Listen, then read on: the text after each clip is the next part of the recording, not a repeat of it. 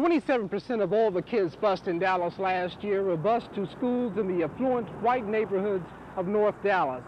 All of those kids bused to North Dallas were black. But although there has been a lot of busing to North Dallas, there has been no busing from North Dallas. 200 kids were bused to Hillcrest High School last year. 300 were bused to White High School. 275 were bused to Thomas Jefferson, and another 110 blacks were bused here to Dallas's only predominantly Mexican-American high school, North Dallas High. So any massive busing order probably will include busing from North Dallas. Rene Martinez, a member of the Tri-Ethnic Committee, lives in North Dallas. We asked him if he would allow his children to be bused. To me, it's insignificant. If we have to, we obey the law. In our particular case, since my son is half Anglo and half Mexican-American, yet he has a Spanish surname, it's very unlikely that he would be bused living in North Dallas, since we're a very small minority there. So it would be very unlikely. But the initial thing would be that I would obey the law, and whatever the law says, we do it. Okay, you feel that way, but how do you think the rest of North Dallas would react to a massive integration plan? I would hope very calmly, maturely. I would hope that the community looks at it from a different perspective, other than emotion, other than the feelings of you know, what is busing going to do to our community. That we look at the conditions in our schools in North Dallas, that we also look at the conditions of schools in other parts of town, and we remain calm and provide some leadership to our community. I would be opposed to it. I would live with it if it's there, but I'm opposed to it as a matter of my personal feeling. I don't think it's the right way for the country to go. And I believe in the neighborhood school situation. Well, it isn't a problem of mine right now. I have a son in private school, and he's ridden integrated buses since first grade, so I haven't had a problem that way.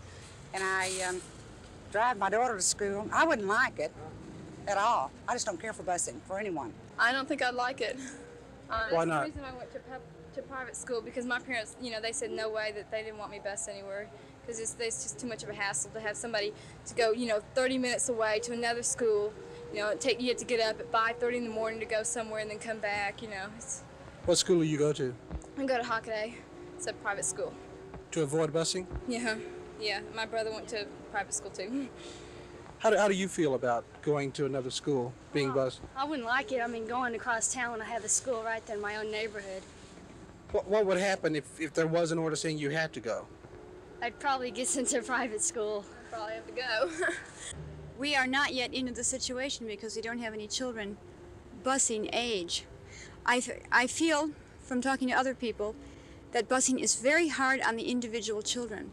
I feel from having taught school and had a majority of the class non-bused with a small minority bused in, that the children who were bused in took a long time to settle down. They came to school revved up. They got home that way, I understand, from their parents. It's hard on the kids to be bused around. I feel, on the other hand, if it's the only way there's going to be equitable education, then it's a necessary evil.